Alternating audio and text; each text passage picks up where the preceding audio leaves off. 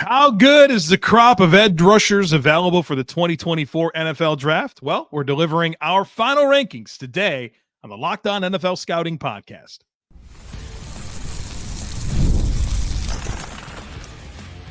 You are Locked On NFL Scouting with the Draft Dudes, your daily podcast for NFL and college football scouting. Part of the Locked On Podcast Network, your team every day.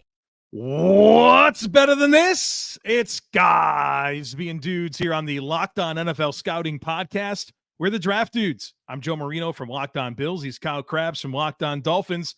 And we are your NFL experts here with you daily to talk team building across the league on the Locked On NFL Scouting Podcast with the Draft Dudes, part of the Locked On Podcast Network, your team every day. Want to issue a big thank you, shout out, and welcome to our everydayers. Those of you who make Locked On NFL Scouting your first listen every day, we appreciate y'all being here very, very much. Today's episode is brought to you by Monopoly Go. I admit it, I have a competitive side, and it is a big fan of Monopoly Go, the mobile hit twist on classic Monopoly. So join your friends and download Monopoly Go now for free on the App Store or Google Play.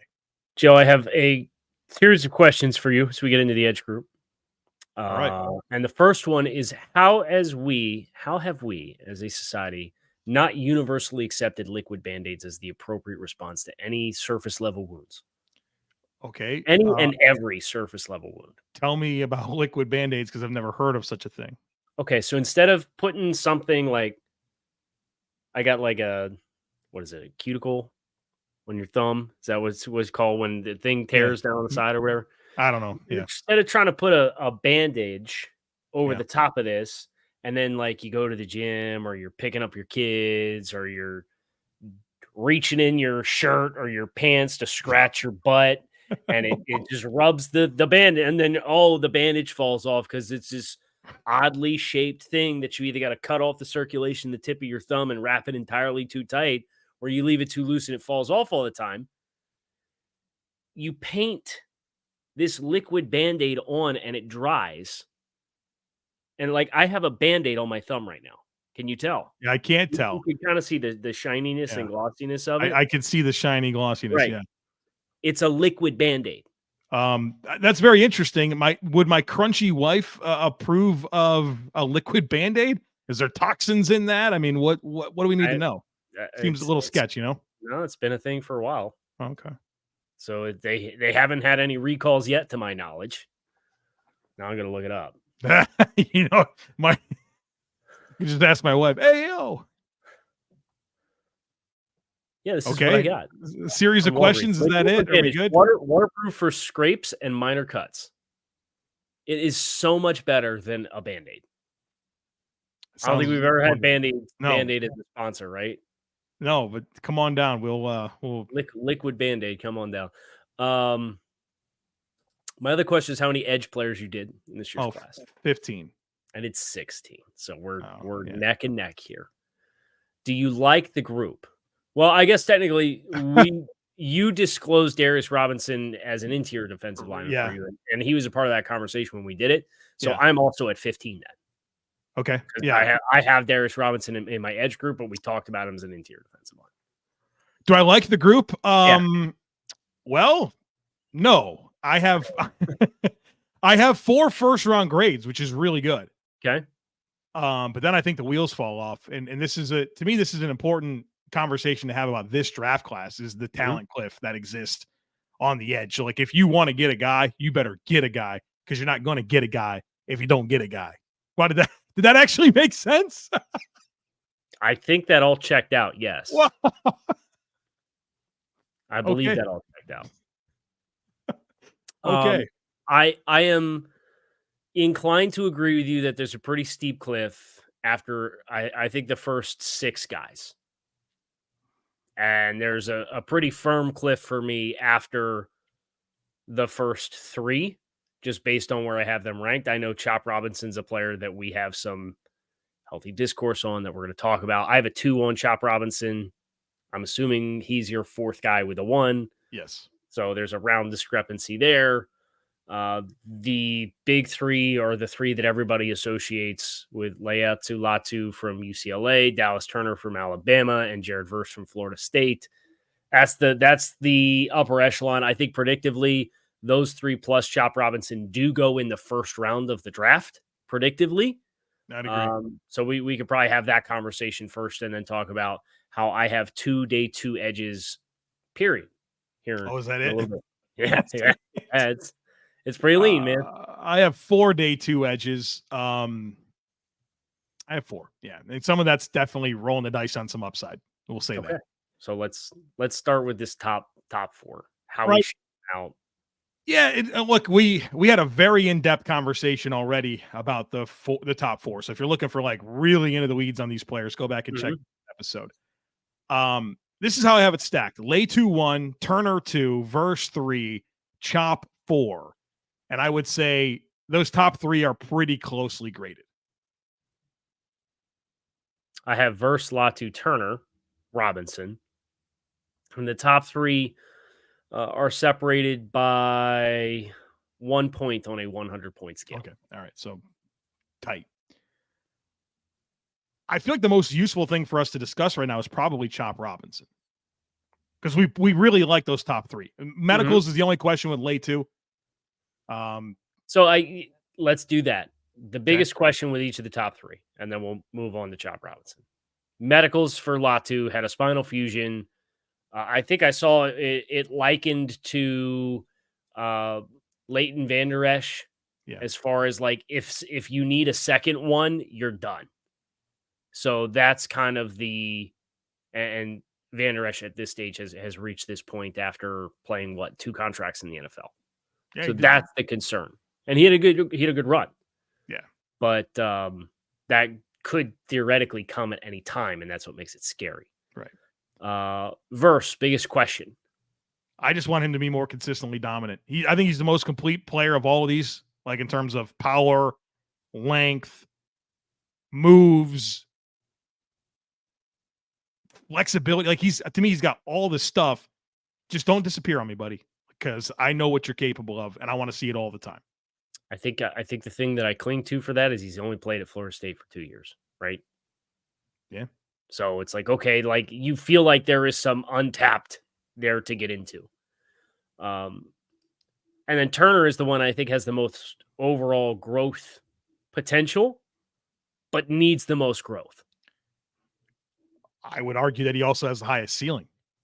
That's what I meant by growth potential. Yeah. Okay. The most growth potential, but he needs the most growth versus what Latu is now and what Verse is now. Yeah, I'd agree. So that gets us to Chop Robinson. Yes. And I have a first round grade on Chop Robinson, and I fully recognize that there's some variance in how different evaluators are going to have him graded. I think the first narrative that I'd like to dispel about Chop Robinson is that he's small. He's not. He's 6'3", 254. I mean, Jared Verse is 6'3", 254. Laiatu is 6'4", 259. Dallas Turner 6'2", 247. He's got fine size, and he's got 33.5-inch arms, which is more than Laiatu has. So, like, he's not small. I think he's got unbelievable athleticism, which is pretty obvious when you watch him on tape. I mean, he runs a 4.48 with a 1.53 10-yard split. And then I also find him to be extremely flexible. So that blend of burst and bend off the edge is exciting to me. And I also think he's got a fair amount of power. Like, I don't think this is a player deficient of the ability to set the edge and convert speed to power. And I thought he played with a hot motor. I really see an exciting physical package that I think can still develop even more as a sack artist to be, potentially a higher impact player in the NFL than he was in college. And I thought we saw that happen with Odafe Owe, where crazy athleticism. Maybe you thought the college production wasn't very good. It was Chops is better than Odafe Owe. And I think Odafe Owe has kind of very quietly become a reasonably good late first round pick for the Baltimore Ravens. I see a similar arc with Chop. I think the difference from Owe and Chop for me coming out, I think Chop's a better pass rusher right now because he has that elite first step off the edge that you feel like in some situations it's just going to win, right? Like there's going to be times where the first step just wins you the rep. Look at how he took the edge in the Michigan game, right? The biggest issues that I have with me for Chop is I think he's a little one-dimensional as a pass rusher right now, so there's growth potential there.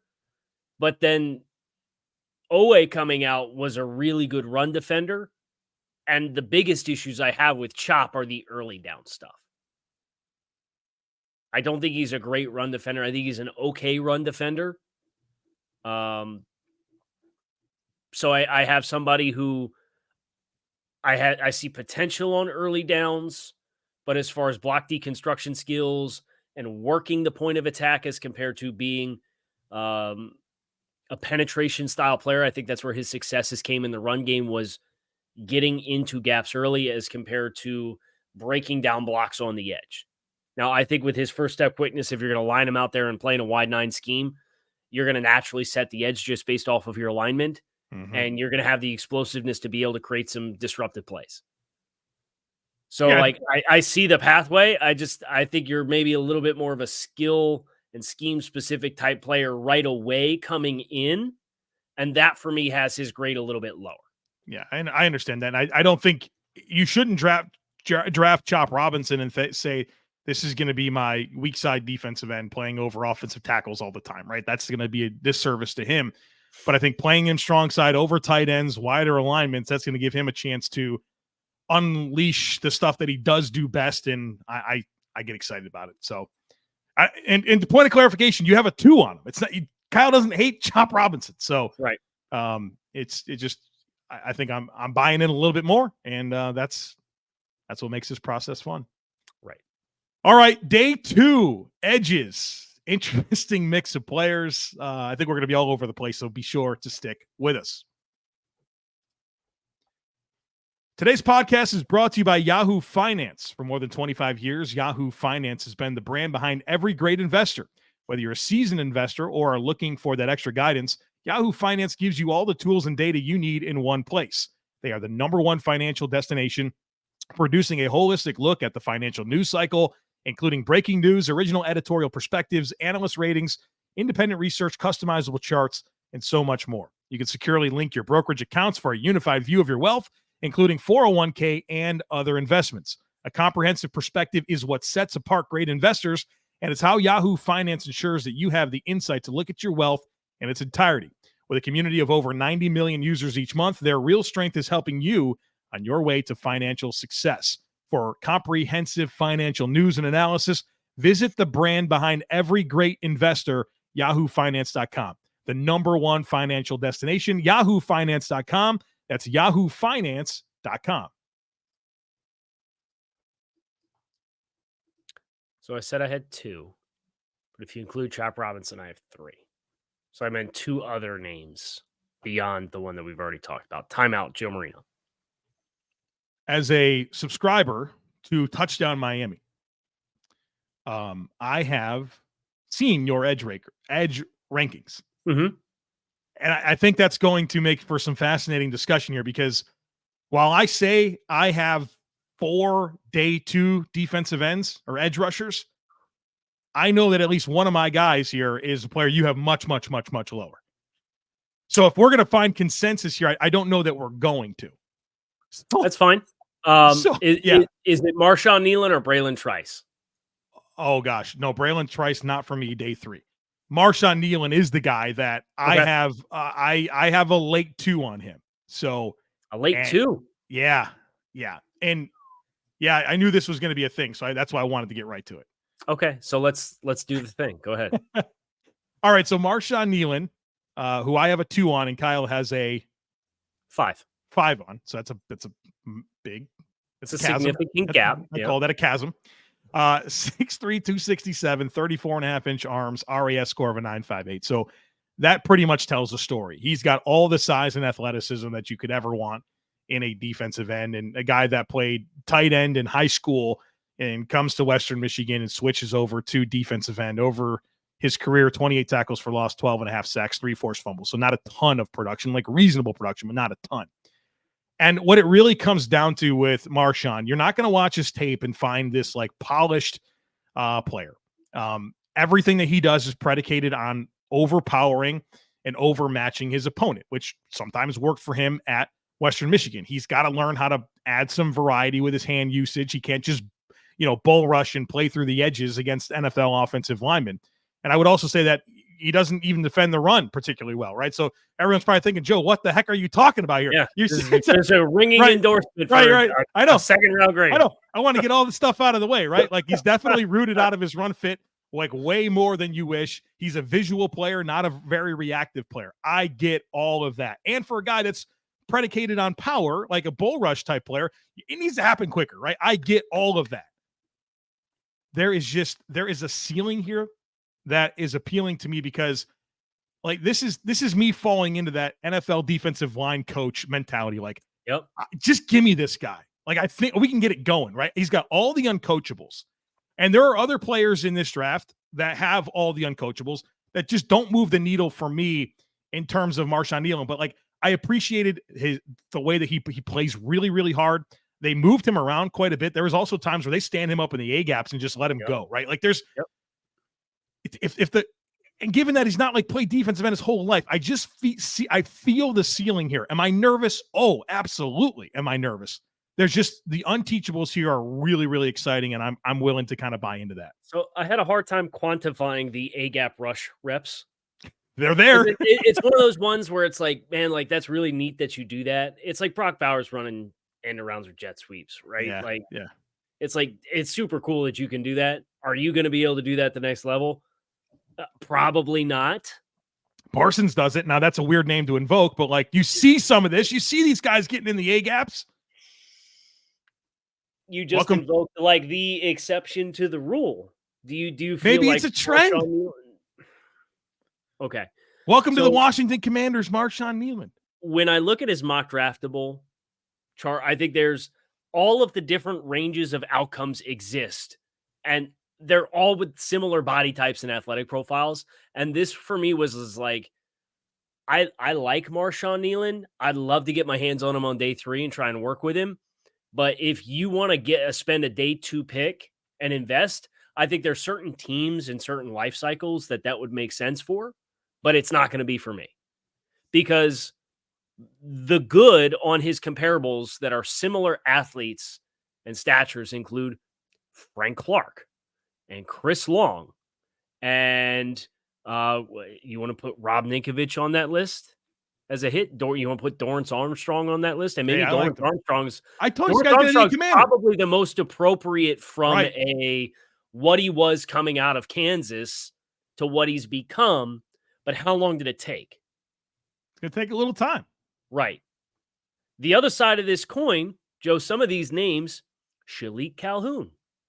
Hey, we both got honeypotted by Shalik Calhoun. We both got honeypotted by Shalik Calhoun. Not only did we both get honeypotted by Shalik Calhoun, we both got honeypotted by Duke Ejiofor too. Oh, brother. And he's on this list as well. All right. Austin Bryant's on this list. So there's some names on both ends of the spectrum that you've seen it work and you've seen it not. And I think when you contextualized who Marshawn Kneeland is, what his role has been, and how he's got to be here, you have the reasons for optimism to say the switch will flip. But if I'm looking at where he's at right now, as it's time to make this investment decision, I can't honestly look at it and say, I'm super confident the switch will flip. And because of that, he's a little bit lower. I would love him as a day 3 pick. But if you're drafting him on day 2, it's not for me. Like, it just would not be for me. If you're a team that has no expectations and you got a first-year GM and a first-year head coach and you're just starting something and you get a long-term contract so you have some level of confidence that you're going to be able to see it through for 3-4 years, okay. But I'm not in those circumstances, and the team that I was evaluating for when I put my rankings together wasn't in those circumstances either. How many of those players that you ripped off started playing defensive end in high school and in college? It was a tight end in high school. You know what I mean? I get what you're saying. Yeah. All right, I'm just buying in a little bit on. And I'm just explaining how I got to. I'm going to be a little apprehensive here. I get it. buying too much, especially when your introduction is, I know he doesn't do this well. I know he doesn't do that well. And I know he doesn't do this well. It's like, oh, okay, well, that makes me feel better about at least having some skepticism there. Rest of day 2 guys. Mohamed Kamara. These are 3rd round grades. Mohamed Kamara, Colorado State. Jonah Elliss, Utah. And Austin Booker from Kansas. Okay, so we both have Kamara and Booker as day 2 guys. I have a 4 on Jonah Elliss. So I would understand that. We want to get into those guys a little bit after the break, maybe. Yeah, Kyle Crabbs. Come back and talk day 3 favorites as well. Stick with us. I've been told I'm a competitive person. I can confirm that Kyle Crabbs is a competitive person. We all have a competitive side, and my competitive side is a big fan of Monopoly Go. I'm sure you've heard of it. It's been downloaded over 150 million times. It's a great twist on Monopoly where you play on not one, but hundreds of Monopoly boards in crazy locations, building up amazing cities that bring you big money. But the best part is messing with my friends. I can charge them rent on my iconic properties, just like classic Monopoly, but now I can also rob their vaults of riches for myself, and the leaderboards show me who the biggest Monopoly tycoon is. But it's not just my competitive side that loves it. You can team up with friends and people all around the world in timed tournaments to earn huge rewards. So get in the game and join your friends. Download Monopoly Go now for free on the App Store or Google Play.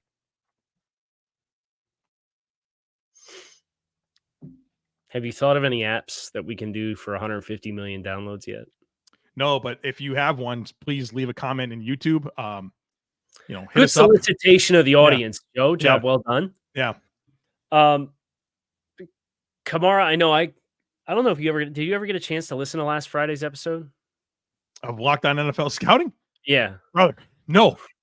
I didn't No, think I so. didn't. I went on the record with some of like my guys. Oh, okay. I don't even know if you saw what I did. No, I saw that. I was certainly interested in what you did. Yeah. So I saw the title of it, but I don't know who you discussed. I'm sure Ricky Parasol was one of those guys. Mohamed Kamara was another one of my guys. Now Okay. I'm a little disappointed that I got to some of these defensive backs after doing the show, because there's a couple corners that I really like that is a story for another day. And maybe when we get into some of the last minute draft stuff next week, we can get into it. But Kamara for me is, you want to talk about speed to power conversion and really just sudden linear explosiveness, Yeah. right? In a frame that's under 6'2". So like there's so much natural leverage that's baked in. I really hesitate to continue invoking the name Yannick Ngakoue, but I get some of the same vibes from like the frame and the twitch and the ability to play under the hands of offensive tackles. I might have a different name for you. Okay. Shaq Barrett. Yeah. I've mentioned that one in doing Locked On Dolphins stuff, talking about like if they wanted to go day 2 edge, Kamara learning from Shaq Barrett, who's in Miami on a 1-year deal, would be like an awesome opportunity. And it's not just the Colorado State thing. It's just Correct. like they're kind of slapped together very similarly and win in similar ways. And production's there, plays extremely hard. I liked some of his hand usage was like very quick hands, like way he strung together moves. So I'm in on Mohamed Kamara. We both had, was that it for mutuals? Austin Booker. Yo, can we talk about Austin Booker? He's goofy, right? Like you watch him play, you're like, man, what is this player? You kind of, because I profile the body type first, right? I'm kind of getting a feel for what their body composition is and how they move. That's what my initial watches are. That's what I'm looking for. And I'm like, man, you kind of have a weird build. You're kind of lanky, thin. I just don't see it with that. And like, I'm not sure you're super dynamic in terms of athleticism. But then he just kept on slipping off blocks. You know what I mean? It's like, was the word. Bro, slippery was the word. I'm like, can anybody stay? Like, he's not Velcroed to anybody. And I'm just like, the more I see it, I'm like, I think I'm in. And then I didn't even know this. He's played like 500 snaps in his career. Yeah. Very inexperienced player. Like so much scratching the surface. Started at Minnesota, redshirted. I think he played 6 games there in 2022 and then kicked over to Kansas. So guys really just scratching the surface on what he can become. You wish for a player that was 240. There was a little bit more maybe tested explosiveness. Yeah. But again, like it's that looseness in the frame to just he's long too. He's got almost 34s. He uses his length well, and he's just very fluid with how he disassociates his upper and lower halves to be able to get himself skinny in right spaces to get off of blocks. I thought the name that was interesting on that mock draftable, and this player's gone through a little bit of a journey, but Arden Key. Yeah, that's a good one. Arden Key ended up, like he played small and then he got big and then he got small again and then he got big again, I think is where he's ultimately settled in being like a pretty good part of a defensive line rotation. But like at LSU, I forget, was he big first or small first? Small first. Small first, and then he got big. Yeah. And then he like got small again. And then he didn't test well when he got small again. And you were like, ooh, what's up with that? Right. But just the length and the slipperiness as parallels, I think is a good inspiration for not quitting Austin Booker because he ran a 4.75 or whatever it was. Where'd you have Jonah Elliss? 4 out of 4th. I have a late 3 there. Here's my problem with Jonah Elliss. I first 2 games I watched, Washington, Oregon State. Those Washington tackles are falling asleep trying to block them, right? Like it was not hard. And then right. and then I'm watching Oregon State, and like the left tackle he was able to beat, but Fuaga he didn't have a prayer. So like that definitely concerned me. So then I watched some of his other games. I'm like, all right, can he beat like non-good offensive tackles that are going to be pros? And he can, right? There's so much more to unlock with him. I do like it. He is explosive. He plays extremely hard. He's got a reasonably good spin move. There's likable things, but I would say that I am cautious on him because of his performance against the Washington tackles and Fuaga.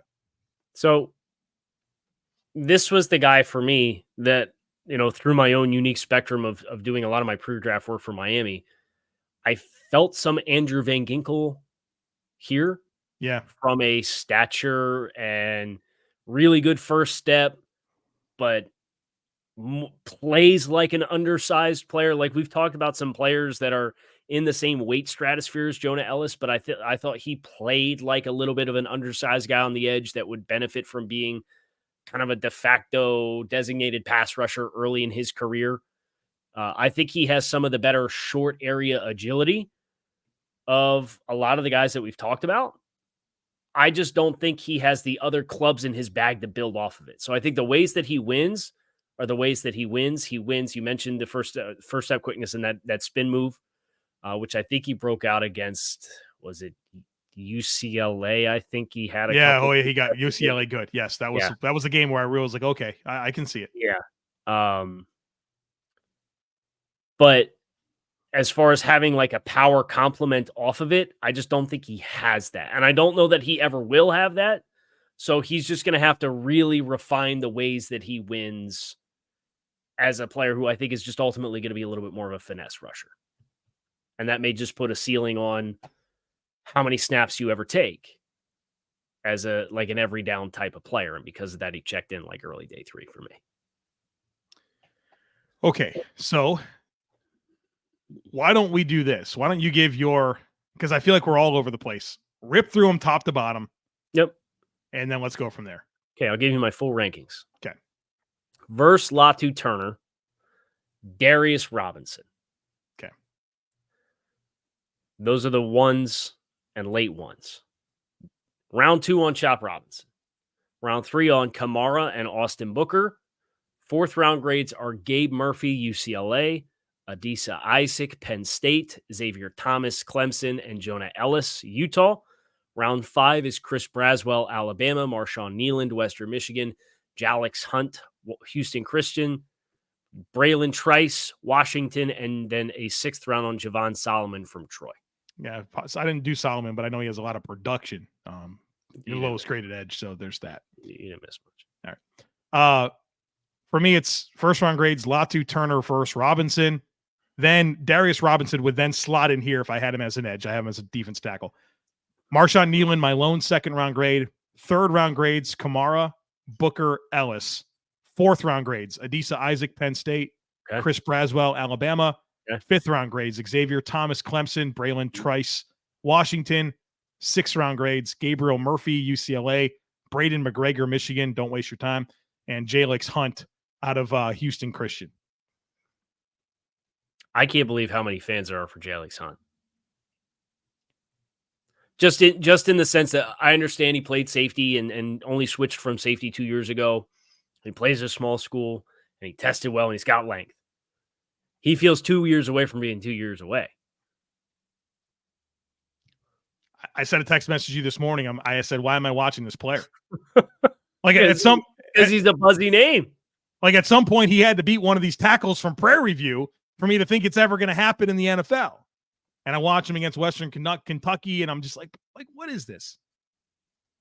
If you're going to be a small school player, bad. Western Kentucky game was bad. If you're going to be a small school player, you got to beat up on the small school kids. He didn't. With some effort plays. He plays hard. There's no question there. And he is super athletic and he's super long. So that's going to get you drafted. Guys that play hard. Scooby Wright. A very different player than Scooby Wright. A very different player, but who's that Northern Illinois edge that had 10,000 sacks? Larry English? No, come on. You know this guy. Here we are. So the messages are going to come. You can know that player. Come on. He had 1 million sacks. Okay. Yeah. I just think of overachievers. I do think of Scooby Wright, but it's a totally different ball game. I feel a little vindicated that you were also low on Bralen Trice because I know there's some people that are still in there, and I know he was a first round mock draft name in the summertime and early in the season. I just didn't see it. Sutton Smith. Oh, yeah, it's a good call. Yeah. Bralen Trice has lots of production. Like if you want pressures and stuff like that, you're gonna love what he delivers. I don't know. I just didn't see an explosive guy. I felt like he had some heavy hands, which were kind of cool, and I thought that helped him like soften an angle, and he was kind of able to get through it. But I thought a lot of Bralen Trice's production was like finding soft areas of the pocket, kind of getting a punch and being able to slip through. I didn't see a lot of translatability with how he won. And yeah, just 32.5-inch arms. It's kind of small, not super explosive. There wasn't much there that inspired me to think he's going to be like any sort of impact player. Yeah, I thought he was a little too much of a slow burn. Yeah, like a one-speed rusher. Yeah. Good call. Yeah, like everything was the same, and the cornering out of that. Another guy that plays really hard. But for being like a heavy-handed guy, I thought the length showed up in the run defense quite a bit. The lack of length showed up. Yeah. So it's like, okay, like you get some nice jolt, but then you're clamped and you really didn't have a consistent ability to get off of it. So that's the Edge group in its totality. Kyle Crabbs, Joe Marino, locked on NFL Scouting. We hope you guys enjoyed this show. Breakdown on another position group, another fascinating position group to see how it all plays out. That is going to do it for us this week. Next week is draft week. We will be here for you. And we could definitely say for sure live show on Thursday night, right? Maybe more, but at least Thursday night. Plan accordingly. Thursday night, we will be with you live on the YouTube channel. You can find the show on YouTube or wherever you listen to your favorite podcast. Make it a great rest of your day. We are out of here.